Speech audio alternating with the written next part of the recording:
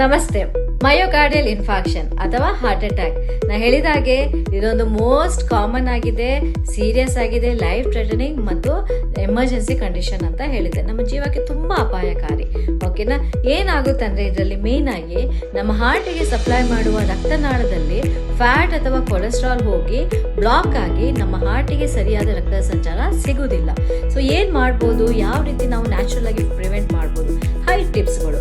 ಮೊದಲನೇದಾಗಿ, ನಿಮಗೆ ಆಲ್ರೆಡಿ ರೋಗ ಡಿಸೀಸ್ ಇದೆ, ಮೇನ್ ಆಗಿ ಶುಗರ್ ಇದೆ, ಕೊಲೆಸ್ಟ್ರಾಲ್ ಇದೆ, BP ಇದೆ ಅಂದರೆ ಅದನ್ನ ಫಸ್ಟ್ ಕಡಿಮೆ ಮಾಡ್ಕೊಳ್ಳೋದು ತುಂಬಾ ಇಂಪಾರ್ಟೆಂಟ್.